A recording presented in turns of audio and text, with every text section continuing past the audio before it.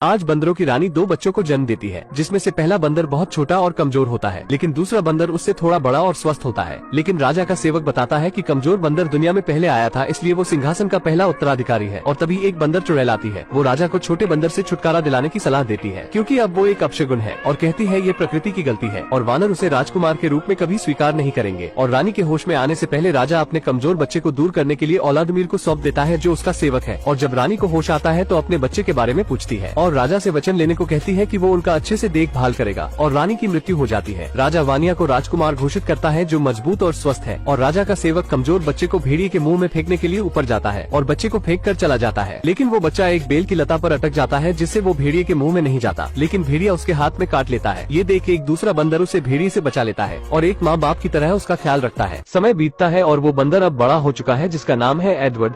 लेकिन वो अभी भी यान की पीठ पर सवारी करता है, क्योंकि अभी भी उसका एक हाथ काम नहीं करता। और वो दोनों ऐसे रहते हैं जैसे एक दोस्त हो। इयान को बोलने में थोड़ी समस्या है, इसलिए वो ठीक से बात नहीं कर सकता।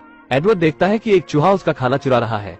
वो उसे पकड़ने के लिए उसके पीछे भागता है, लेकिन एक हाथ से उसे पकड़ नहीं पाता। फिर वो पेड़ के रस का इस्तेमाल करके एक जाल बनाता है, जिससे वो चूहे को पकड़ सके। और तभी उन्हें एक आवाज सुनाई देती है। आवाज से उन्हें पता लगता है कि खेल की शुरुआत हो चुकी है। इस खेल में एक नारियल के फल को बॉल बनाकर बड़े जानवर की खोपड़ी में डालते हैं। जिसका बॉल उस खोपड़ी में गया, वो खेल का विजेता होता है। इयान जाने से मना करता है, क्योंकि इन दोनों वानरों के अन्य वानरों द्वारा भेदभाव किया जाता है। एडवर्ड किसी भी तरफ इयान को मना लेता है और दोनों खेल देखने चले जाते हैं। वानिया, जो राजा का बेटा है, वो इस खेल का पहला विजेता है, जिससे सभी वानर उसकी तारीफ करते हैं।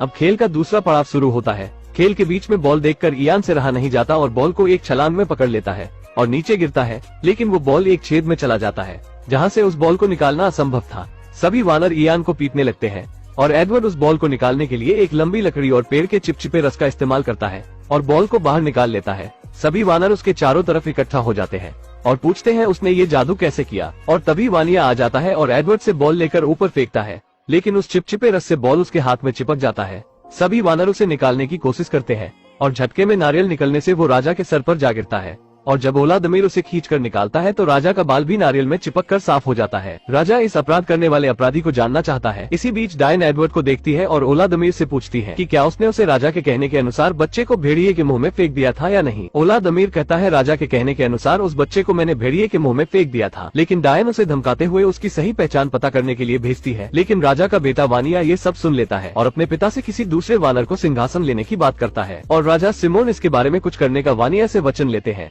एडवर्ड और इयान कुछ बातें कर ही रहे होते हैं कि राजा के कहने के अनुसार दो बंदर एडवर्ड के पास आते हैं और कहते हैं, राजा ने आपको बुलाया है। उस बंदर को राजा के पास लाया जाता है। वो बंदर राजा के लिए पत्तों का ताज बनाता है। उसके बाद साफ पानी को आईने के रूप में राजा को उसका चेहरा दिखाता है, जिससे राजा पहली बार खुद को देखकर बहुत खुश होता है। उसके बाद वो बंदर एक झूला बनाता है सिंहासन के रूप में राजा के लिए और राजा को उसमें झुलाता है, जिससे राजा उस बंदर से बहुत प्रभावित होता है। लेकिन बंदरों की चुड़ैल से राजा की खुशी नहीं दिखा जाता और वो अपनी शैतानी शक्तियों से राजा के पास बहुत सारी मधुमक्खियां भेज देती है, जिससे राजा उस झूले से नीचे खाई में गिर जाता है और उसे बहुत चोट आ जाती है। लेकिन चुड़ैल बंदरिया उस बंदर पर राजा का हत्या का आरोप लगाती है और उस बंदर को भी नीचे फेंक दिया जाता है, जिससे उस बंदर को भी बहुत चोट आती है। बंदर नीचे से ऊपर नहीं आ सकता था, इसलिए वो रेगिस्तान की तरफ बढ़ता है और थोड़ा आगे जाने पे उसे दो शुतुरमुर्ग दिखते हैं। वो देखता है कि शुतुरमुर्ग के मुंह में अंगूर के गुच्छे हैं। उसे लेने के लिए वो बंदर दो पैरों पर खड़ा होने की कोशिश करता है और इसी तरह वो दो पैरों पर खड़ा होना सीख जाता है। थोड़ा आगे जाने पे उसे दो शुतुरमुर्ग दिखते हैं। वो देखता है कि शुतुरमुर्ग के मुंह में अंगूर के गुच्छे हैं। एडवर्ड उसे लेने के लिए दो पैरों पर खड़ा होने की कोशिश करता है और इसी तरह वो दो पैरों पर खड़ा होना सीख जाता है। लेकिन तभी एक भेड़ियों का झुंड उनकी तरफ बढ़ते हुए दिखाई देता है और उन तीनों को वहाँ से भागना पड़ता है। जीवन में पहली बार एडवर्ड भागता है, वो भी उल्टा। लेकिन शुतुरमुर्ग को सीधा भागता देख वो भी सीधा भागने लगता है। एडवर्ड ये देखकर बहुत खुश होता है कि वो अब काफी तेजी से आगे बढ़ सकता है। अब उसका एक हाथ उसके लिए कोई बाधा नहीं बनेगा और बाकी बंदर उसे दो पैरों पर दौड़ता देख काफी उत्तेजित होते हैं और वो तीनों गेंडों के झुंड से होकर आगे निकल जाते हैं। लेकिन गेंडे देखते हैं कि उनकी तरफ भेड़ियों का झुंड बढ़ रहा है, जिसके बाद वो भी वहाँ से भागने लगते हैं। लेकिन अब एडवर्ड के पीछे भेड़िए और भारी भरकम गेंडे पड़ चुके हैं। एडवर्ड रास्ते के अंत तक पहुँच जाता है। अब अगर वो वहाँ से नहीं हटा तो कुचला जाएगा। ये सब देख एक बाप से रहा नहीं जाता और राजा सिमोन उन गेंडों के सामने आकर उन्हें रोकने की कोशिश करते हैं। लेकिन वो देखते हैं कि एडवर्ड कुचलने वाला है। वो जल्दी से अपने बेटे के सामने आ जाते हैं, जिससे एडवर्ड तो बच जाता है, लेकिन राजा सिमोन बुरी तरह घायल हो जाते हैं। राजा सिमोन मरने से पहले एडवर्ड से कहते हैं कि मैं तुम्हारा पिता हूँ। एडवर्ड के पीछे भेड़ियों का झुंड पड़ चुका है, इसलिए वो अपनी जान बचाने के लिए भाग रहा है। शुतुरमुर्ग और एडवर्ड गेंडों के झुंड से होकर आगे निकल जाते हैं। लेकिन गेंडे देखते हैं कि उनकी तरफ भेड़ियों का झुंड तेजी से बढ़ रहा है, जिसके बाद वो भी वहाँ से भागने लगते हैं। लेकिन अब एडवर्ड के पीछे भेड़िए और भारी भरकम गेंडे पड़ चुके हैं। एडवर्ड रास्ते के अंत तक पहुँच जाता है। अगर अब वो वहाँ से नहीं हटा तो कुचला जाएगा। ये सब देख एक बाप से रहा नहीं जाता और राजा सिमोन उन गैंडों के सामने आकर उन्हें रोकने की कोशिश करते हैं, लेकिन वो देखते हैं कि एडवर्ड कुचलने वाला है, इसलिए वो अपने बेटे के सामने आ जाते हैं, जिससे एडवर्ड तो बच जाता है, लेकिन राजा सिमोन बुरी तरह घायल हो जाते हैं। राजा सिमोन मरने से पहले एडवर्ड से कहते हैं कि मैं तुम्हारा पिता हूँ और तुम्हारी माँ को आखिरी वचन दिया था कि मैं अपने बच्चों का ख्याल रखूंगा। वानिया जो एडवर्ड का भाई है वो राजा सिमोन का शरीर ले जाता है और एडवर्ड से कहता है कि उसे अपना भाई समझने का सोचना भी मत। वानिया को राजा का ताज पहनाकर उसे नया राजा घोषित किया जाता है और वानिया औलादुमीर को मंत्री पद से हटा देता है, जिसके बाद सरगई औलादुमीर की जगह लेता है और औलादुमीर को वानरों के झुंड और प्रजा से बाहर कर दिया जाता है। और तभी जंगल में एक तेज का बवंडर आता है। जंगल में एक तेज का तूफान आता है जो एडवर्ड को अपने अंदर खींच लेता है। जंगल के और भी जानवर उसी तूफान में फंसे हुए थे, पर एडवर्ड की नजर एक बंदरिया पर जाता है जो तूफान में अपने परिवार से बिछड़ जाती है, जिसका नाम है लूसी। एडवर्ड को उससे पहली नजर में प्यार हो जाता है, पर तभी एक लकड़ी एडवर्ड से आ टकराता है, जिससे वो तूफान से बाहर निकल जाता है। एडवर्ड लूसी को बचाने के लिए पेड़ से एक बेल को बांधता है और लूसी को जैसे तैसे बचा लेता है, पर जब बंदरिया की आंख खुलती है तो वो एडवर्ड पर हमला करने लगती है। तब एडवर्ड उसे बताता है कि मैंने तुम्हारी जान बचाई है। लूसी एडवर्ड को सूंघ कर देखती है, जिससे उसे एडवर्ड पर विश्वास हो जाता है। एडवर्ड उसे 2 पैरों पर चलना सिखाता है और लूसी को लेकर पहाड़ से निकलते हुए लावा के पास लेकर जाता है, जहाँ एडवर्ड एक लकड़ी में लावा से आग लगाता है और लूसी को पकड़ने के लिए कहता है, लेकिन लूसी को इससे दर्द होने लगता है। पर जब एडवर्ड देखता है कि इससे उजाला हो रहा है तो वो दोनों आग को लेकर अपने झुंड के पास जाते हैं, पर आग को देखकर सभी बंदर डरने लगते हैं। तो वानिया एडवर्ड से कहता है कि आग को लेकर यहाँ से चले जाओ, पर एडवर्ड उसे समझाता है कि आग से मेरी दोस्ती हो चुकी है, जिसकी मदद से हम अंधेरे में देख सकते हैं। मगर गलती से एडवर्ड एक छोटा पेड़ जला देता है, लेकिन सारे बंदर उसे मारने लगते हैं।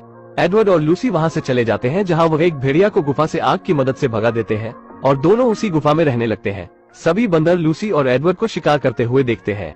अब तो एडवर्ड भेड़िए को नियंत्रण करना सीख भी लिया है। सभी वानर उस पुश्तैनी पेड़ को और अपने राजा वानिया को छोड़ देते हैं, क्योंकि वो और अधिक भूखे नहीं रह सकते। डायन वानरों को डराने के लिए पेड़ की आत्मा को बुलाती है। तभी एक बंदर पेड़ से आने वाली आवाज का पता लगाने के लिए आवाज का पीछा करता है और उसे पता चलता है कि पेड़ की कोई आत्मा नहीं, और उसे पता चलता है कि यह सब डायन का किया धरा है। डायन उसे मारने के लिए दौड़ाती है, लेकिन सभी वानरों को पता चल गया है बंदरिया डायन का सब कुछ किया धरा है। वो वानरों को मारना चाहती है। सभी उस पेड़ को छोड़कर एडवर्ड के पास गुफा में रहने के लिए चले जाते हैं, लेकिन लूसी सभी वानर को अंदर नहीं आने देती है, क्योंकि वो लोग एडवर्ड के साथ बुरा ही किए थे। लेकिन सभी बंदर एडवर्ड और लूसी से कहते हैं कि वो खाना खाकर चले जाएंगे, लेकिन वह नहीं जाते और सारी रात गुफा में मनोरंजन करते हैं। वो लोग भी एडवर्ड और लूसी के साथ रहने लगते हैं और एक अपना गांव बनाते हैं। और लूसी एडवर्ड अब शादीशुदा है। कुछ दिन बाद उनका एक बच्चा भी होने वाला था। एडवर्ड कहता है अगर हमारा पुत्र हुआ तो उसका नाम इयान होगा। और सारे वानर पुश्तनी पेड़ को छोड़कर चले गए। इसी का बदला लेने के लिए डायन एक साजिश रच रही है। लूसी घर पर आराम करती है और एडवर्ड निर्माण कार्य में गाँव वालों के कामों में काफी मदद करता है। और सभी वानर एडवर्ड की तरह 2 पैरों पर काम करते हैं। वो अब अपने भोजन के लिए शिकार कर सकते हैं और डिएगो अच्छी चित्र बना सकता है। लेकिन तभी टिड्डियों का झुंड उस गांव वालों पर हमला कर देता है और वो सभी चीजों को नष्ट कर देता है। सरगेई और बाकी वानर जानते हैं कि ये उस डायन का काम है, इसलिए वो सभी मिलकर उस पेड़ के पास जाते हैं। सभी वानरों के पेड़ तक पहुंचने से पहले लूसी एडवर्ड से वानिया को बचाने के लिए कहती है।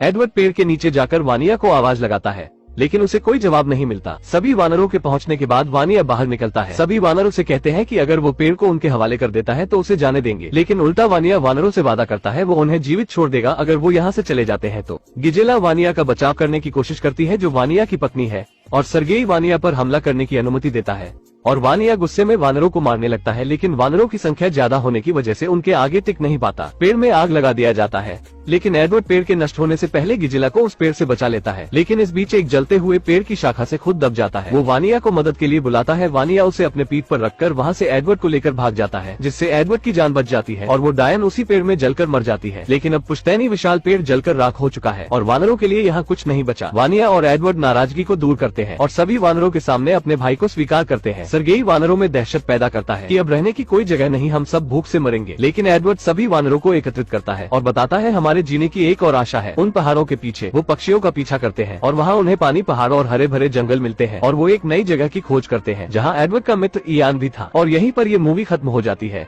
इस मूवी से हमें यही सीख मिलती है कि कभी खुद को या किसी को कमजोर नहीं समझना चाहिए।